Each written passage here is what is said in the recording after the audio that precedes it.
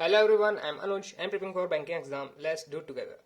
तो आज जस्ट अभी मैं आईपीएस पीओ मेंस का एग्जाम दे के आया हूँ और मेरे क्या अटेम्प्ट थे, क्या रहेगा लेटर, और मैंने एसए में क्या लिखा था, जीए कैसा गया, मैथ, इंग्लिश सब सब बताऊंगा। लेकिन ये वीडियो बहुत शॉर्ट रहने वाली है क्योंकि मेरे पास पूरा डाटा नहीं, डाटा तो पहले भी नहीं रहता था, लेकिन मैं रीजनिंग का किसी तरह नोट कर लाता था। लेकिन इस बार भी वही है कि नहीं नोट कर पाया। मेंस में तो बिल्कुल दिक्कत आती है। ठीक है, तो एकदम ब्रूटल वे में समझाएंगे यहाँ पे, कोई सिस्टमेटिक वे में नहीं समझाऊंगा। जो जो मुझे याद आता जाएगा वो समझाता जाऊंगा। अभी तक जितना मुझे याद है मैं वो समझाऊंगा आपको। ठीक है, रीजनिंग से स्टार्ट करते हैं। जैसा कि हमारा पेपर रीजनिंग से स्टार्ट ही हुआ था और सेक्शन ए सेक्शन बी आया था। इसमें कुछ 15 क्वेश्चन होते हैं, 30 मार्क्स। इसमें 30 क्वेश्चन 30 मार्क्स है ना, 60 मार्क्स का कुल बन जाता है। 1 घंटा था हमारे पास। इस सेक्शन के क्वेश्चन करने लायक थे। इसी क्वेश्चन के सेक्शन के इसी सेक्शन के क्वेश्चंस बन रहे थे। इसके तो हिल भी नहीं रहे थे, मेरे से तो बिल्कुल नहीं हिले। आप लोगों से हिले तो बताना। ठीक है, जो मैं बताता था कि स्टेटमेंट वाली जो क्वेश्चंस होते हैं, जिसमें प्री लेवल की पजल्स आती हैं, स्टेटमेंट वाले क्वेश्चंस होते हैं, वो इस सेक्शन में आए थे। 2 क्वेश्चन आए थे। एक 8 लोगों की पजल थी, ये भी तुरंत बन रही थी। कुछ लोग बाहर देख रहे थे, कुछ लोग अंदर देख रहे थे, ऐसे करके था। और एकदम याद नहीं आ रहा क्या था। और एक था 4 4 लोग ऐसे करके बैठे हैं। ठीक है, ए बी सी डी करके था कुछ, और इधर भी कुछ था पी क्यू आर एस। हमें एक की पोजीशन बतानी थी बस, है ना। तो ये क्वेश्चन बन रहे थे। हाँ, इसमें ये बताना था कि कौन कौन सी स्टेटमेंट रिक्वायर्ड है। किसी में एक से, किसी में वन से थर्ड था, किसी में 1 से 2 था। आंसर मुझे याद नहीं, लेकिन मैंने आपको फॉर्मेट बता दिया है। ये क्वेश्चन मेरे हिसाब से 1 मार्क्स में आना चाहिए, लेकिन वो इसमें थे, 2 मार्क्स में थे, जो कि कोई बुरी बात नहीं है। लेकिन 1 मार्क्स में करने लायक कुछ था ही नहीं। मेजोरिटी ऑफ क्वेश्चन मैंने इसमें से करे हैं, मैंने इस यहाँ से करे हैं। कुल 8 क्वेश्चंस करे हैं यहाँ से। 8 मतलब 16 मार्क्स। और यहाँ से मैंने करे हैं 8 से 10। मैं देख ही नहीं पाया मैंने कितने मार्क्स का कराया यहाँ से। तो अगर मिलाया जाए तो कुछ मेरा 20 मार्क्स का मैं मान के चलता हूँ। 20 से 22 मार्क्स का मेरा बन रहा है यहाँ पे, जो कि पिछले साल से ऑब्वियसली कम है। ठीक है, पिछले साल काफी अच्छे मार्क्स आ गए थे, लेकिन मुझे लगता नहीं इस बार रीजनिंग में इतने अच्छे मार्क्स आ पाएंगे मेरे। ठीक है, तो इसमें से क्वेश्चन हिले नहीं। एक पजल जो परफेक्ट पजल बनी, वो एक पजल बनी। ठीक है, बाकी मुझसे पजल बनी ही नहीं। पजल थी उसमें 1 2 3 4, 1 2 3 4, एक मैट्रिक्स था इसमें, मीनिंगफुल वर्ड बनाने थे। वी इसमें एस टी था, क्या पता नहीं क्या था। और इसमें भी मतलब कुछ वर्ड दे रखे थे, कुछ ब्लैंक थे, आपको उसको फिल अप करना था। ये मैंने ट्राई करा, लेकिन मैं बना नहीं पाया। जितना मुझे याद है तो मैंने ट्राई कराया ऑब्वियसली। इसमें 2 पजल थी। मतलब मैंने बताया ना आपको, ए सेक्शन करने लायक था, बी सेक्शन करने लायक नहीं था। सारा क्वेश्चन अगर सारा टाइम मैं इसमें देता, ए में देता था, तो रिमेनिंग पजल भी अच्छी तरह बन जाती। ठीक है, तो इसमें मैंने क्वेश्चन जो करा था ब्लड रिलेशन का था। ब्लड रिलेशन विद उनकी एज के साथ था, है ना। ब्लड रिलेशन विद उनकी एज था। लास्ट में शायद वाई था, वाई की एज 6 थी, 9 एन की एज थी, या फिर एन इधर था, वाई इधर था। सच, हाँ, वाई इधर था। ऐसे करके ऊपर जा रहा था, चीजें ऊपर जा रही थी। ठीक है, और कंडीशन बोल रखी थी इसमें, मतलब 8 लोग थे जो अलग अलग ईयर में बॉर्न हुए थे, विद ब्लड रिलेशन पूछा था इसमें। ठीक है, मेरा जो पहला आंसर आ रहा है वो सन का नेफ्यू, नेफ्यू, हाँ, नेफ्यू का आ रहा है। ठीक है, नेफ्यू और सन में मुझे डाउट था, क्योंकि ये पजल कुछ ऐसा था। पहला क्वेश्चन में ही डाउट था, बाकी सारे क्वेश्चन मेरे सही बन गए हैं। ठीक है, एक पजल ये थी, और एक पजल थी जिसमें अनसर्टेन लोग बैठे हैं, लेकिन लास्ट में उसने बोल दिया था कि डब्ल्यू के राइट में 3 गुना बैठे हैं, डब्ल्यू के लेफ्ट का।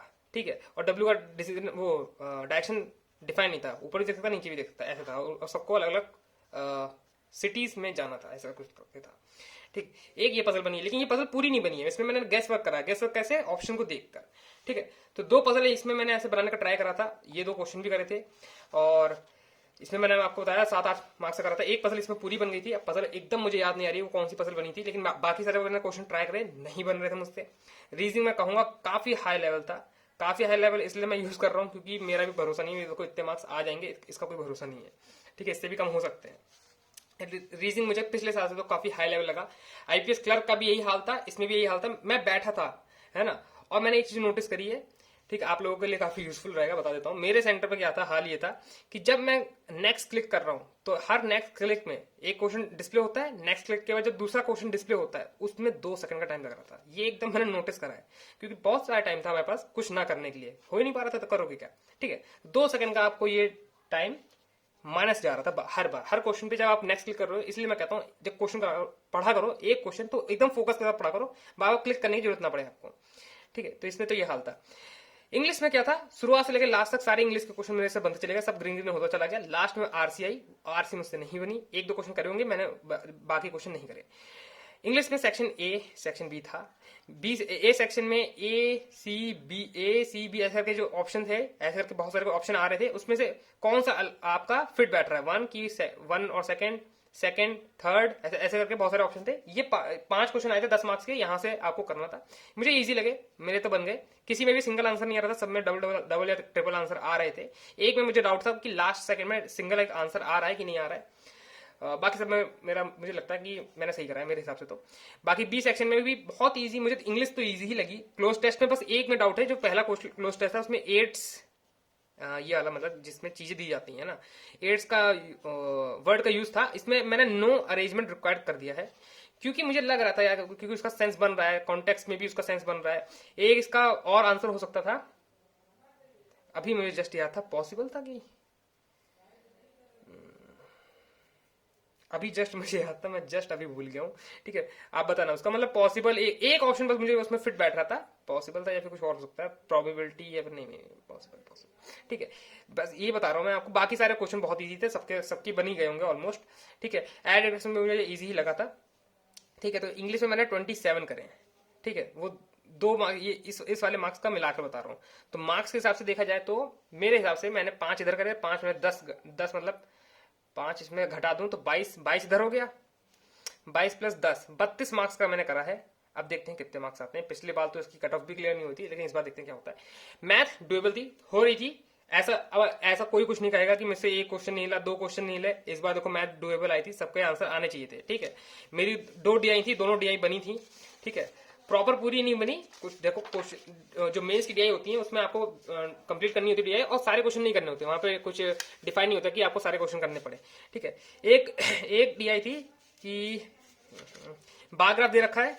ठीक है, बस इस डीआई में जो डेटा था वो बहुत गंदा दे रखा था। गंदा डेटा का कहने का मतलब है लैंग्वेज जो यूज कर रखी थी भाई साहब, इनकी लैंग्वेज बहुत गंदी है। ठीक है, तो लैंग्वेज काफी बेकार आई थी। परसेंटेज में डेटा दे रखा था, और ABCD, ठीक है, 4 ही था, 4 या 5 हो सकते हैं, बात वही है। ठीक है, मंडे ट्यूसडे वेडनेसडे, ये मैं कोई और डीआई बता रहा हूँ आपको शायद। अरे यार, ये वाली डीआई मुझे अब याद ही नहीं आ रही शायद। याद आ गया, हाँ हाँ याद आ गया। एक रेस्टोरेंट में ABCD बंदे जाते हैं। ठीक है, ये दूसरी डीआई, मैं इसके बारे में बताऊंगा। ठीक है, ABCD बंदे जाते हैं, ई भी हो सकता है, मुझे याद नहीं आ रहा बंदे, चलो ई भी हो सकता है। ठीक है, डेबिट कार्ड से पेमेंट करते हैं और कैश से पेमेंट करते हैं। डेबिट कार्ड से जब पेमेंट करते हैं तो 10% उन्हें कैशबैक मिलता है, इससे करते हैं तो 2% उन्हें कैशबैक मिलता है। ठीक है, बाकी लोगों को ऑब्वियसली नहीं मिलता है। ठीक है, उसका डेटा दे रखा था ग्राफ में। ठीक है, जैसे कि डेबिट कार्ड जो यूज करते हैं उसके बाद उसका डेटा दे रखा है। ठीक है, और इधर मैं थोड़ा लंबा खींच देता हूँ क्योंकि चीजें काफी हैं। इधर कैश जो यूज करते हैं उनका डेटा अलग दे रखा है, परसेंटेज में डेटा दे रखा था। ठीक है, या फिर ऐसे होगा कि रिमेनिंग जैसे इसमें 50 हो गया तो इसका 50 रिमेनिंग, ऐसा करके था कि कुछ था, है ना, ऐसे करके कुछ था। उसके बाद डेटा इंपॉर्टेंट है, आपको ये देखना चाहिए। डेबिट कार्ड जो लकी विड्रॉर होंगे, जिनको 10% मिलेगा, उनका डेटा इसी में से निकलेगा। जैसे उसने बोल दिया इसमें 50% डेटा है तो 25 हो गया। ठीक है, और जो अनलकी होंगे, जिनको कैशबैक मिला वो 25। ऐसी 60 का 40% कितना हो गया, 24, बचा हुआ 36 की इधर, ऐसे करके डेटा था। ठीक है, कैश का भी एग्जैक्टली यही डेटा था। लास्ट में 70% था, किसी में था, है ना। तो ये डेटा बन रहा था, ये सब डेटा परसेंटेज में बन रहा है, समझ रहे हैं ना, क्योंकि टोटल परसेंटेज में दे रखा है, जो उनका डेटा बनेगा वो भी परसेंटेज में बनेगा। जो इसके क्वेश्चन दे रखे थे वो काफी इजी थे, क्योंकि इसमें नंबर दे रखा था कि 2000 नंबर हैं, 2000 बंदे आए हैं डी में, उसके बाद उन्होंने डिनर करा, ये करा वो करा, उनको कैशबैक मिला है, तो डायरेक्ट आप इवेल्युएट कर सकते हो, इन सबसे डायरेक्ट इवेल्युएट कर सकते हो। ये पूरा परसेंटेज का डेटा बन जा रहा था। ये डीआई एक डुएबल डीआई थी। एक ये डीआई जो मैं बता रहा हूँ आपको, मंडे ट्यूसडे वेडनेसडे का रेशियो दे रखा था, रेशियो। ठीक है, उसके बाद मंडे ट्यूसडे वेडनेसडे जो इनका रियल नंबर होगा, ट्यूसडे का रियल नंबर कहीं नहीं दे रखा था। एम की वैल्यू मेरी 8 आ रही थी, मैं बता दूं, एम की वैल्यू 8 आ रही थी। इसमें 7 एम था शायद, इसमें 4 5 था, 5 की वैल्यू इधर 15 दे रखी थी, तो इधर की तो जाएगी 12 हो जाएगी, मतलब 5 की वैल्यू दे रखी थी इसमें, है ना, टी में वैल्यू दे रखी थी। ठीक है, और डब्ल्यू का यहाँ पे परसेंटेज दे रखा था, यहाँ पे X% था, यहाँ पे 60 आ रहा था लास्ट में, और ऐसे करके चीजें और बन रही थी। ठीक है, एक ये डेटा था जिससे डीआई से मतलब ये डीआई और ये डीआई मुझे इजी लगी, जो मुझसे हो गई। बाकी नंबर सीरीज आई थी, नंबर सिस्टम आया था जो भी क्वालिटी वाली क्वेश्चन होते हैं वो आए थे। मैंने आपको कई बार बोला है वो 3-3 क्वेश्चन आते हैं, 3-3 मार्क्स के, वो करने वाले होते हैं। ये भी ये सब सेक्शन ए में आया था, ये वो सॉरी ये सेक्शन ये सब सेक्शन ए में आया था, सेक्शन बी में अलग आया था। और सेक्शन ए मुझे लग रहा था 1 मार्क्स के हैं और बी है 2 मार्क्स के, या फिर अपोजिट। अभी देखो मैं सब कुछ भूल रहा हूँ, लेकिन जितना हो सके मैं आपको बताने का ट्राई कर रहा हूँ। कुछ भी हो सकता है, ये डीआई 2 मार्क्स की हो सकती है यार, मैंने गलत पढ़ लिया होगा शायद। में 2 मार्क्स में 1 मार्क्स में वही क्वेश्चन थे। PQRS एक में पूरा डेटा आ रहा था, आपको सॉल्व करना था। पी की वैल्यू शायद 45 आई थी शायद, अब मुझे याद नहीं आ रही। इसका मैंने एक क्वेश्चन छोड़ दिया था, एक क्वेश्चन करा था। हाँ, एक क्वेश्चन आया था सीरीज का। सीरीज में ऐसे करके एक सीरीज दे रखी है, ए सीरीज और बी सीरीज में यही सीरीज आपको रिपीट करनी है। 10 से 100, 40, 80, 16, 32। ठीक, ये बन रहा था मेरा। ठीक है, ऐसी एक और सीरीज बनानी थी, उसमें कुछ बोल रखा था कि आपको 80 का हाफ करके उसमें 15 प्लस का, मतलब 80 का हाफ करके इसका भी वही चीज हो जाएगी, एक बार दुगना, फिर उसका ये हो रहा था, मतलब डिवाइड बाय 5 इंटू 2, इधर इंटू 2, इधर divide by 5 into 2 divide by 5, ऐसे चल रहा था, चीज ऐसे चल रही थी मेरे हिसाब से। तो ठीक है, ये डीआई कह सकते हो, कैलकुलेट कह सकते हो। 3 मार्क्स का क्वेश्चन था, 3 क्वेश्चन थे इसमें, 3 क्वेश्चन आपको करने थे। ऐसे और क्वेश्चन भी आए थे। एक क्वाड्रेटिक का क्वेश्चन आया था, लेकिन क्वाड्रेटिक नहीं था, वो क्वाड्रेटिक फॉर्म में नहीं था। x-2 का होल स्क्वायर था, फिर ऐसे करके p की वैल्यू इसमें निकालनी थी, है ना। इसी में शायद p की वैल्यू निकालनी थी। और नीचे एक और इक्वेशन दे रखी थी, वो तो पूरी इक्वेशन ही दे रखी थी, उसके रूट्स आ रहे थे। और एक ऑप्शन जो मुझे अभी जस्ट याद आ रहा है वो था 13, जो बीच में होता है, इधर 40, है ना। तो इसका मतलब 5 और 8 बन रहा था हमारा आंसर। और ये आंसर, एक इक्वेशन दे रखी थी, वही इक्वेशन हमारा आंसर था। 5 और 8 हमारे वो आ रहे थे, रूट्स आ रहे थे कहीं से। ठीक है, तो ये जितना मुझे याद था, देखो पूरा रफ हो सकता है ये, लेकिन मैंने जितना मुझे याद था मैथ का, मैंने उतना आपको बता दिया है। और भी मैंने क्वेश्चन करे होंगे जब मुझे अब याद नहीं आ रहे हैं, बिल्कुल याद नहीं आ रहे हैं। अब आते हैं जीए पे। ठीक है, मैथ में कितना करा ये बता देता हूँ आपको मैं। यार मैथ में मुझे बिल्कुल ही याद ही नहीं आ रहा मैंने कितना करा है, लेकिन शायद मैंने लास्ट में देखा था, मैंने 13 क्वेश्चन करे थे। और इसमें मैं देखना ही भूल गया कि कितने 1 मार्क्स के, कितने 2 मार्क्स के थे, मैं ये देखना ही भूल गया। तो मैं मैथ का बिल्कुल नहीं बता पाऊंगा, जब मेरा साथ स्कोर आएगा तभी बता पाऊंगा। मेरी गलती थी, मैंने नहीं देख पाया, क्योंकि मैं बहुत ही डिसअपॉइंटेड हो गया था इससे, रीजनिंग से। इसलिए मैंने जल्दी जल्दी बस सबमिट कर दिया, जल्दी जल्दी घर आने का ट्राई करा मैंने। ठीक है, तो मैथ का मैंने बता दिया आपको।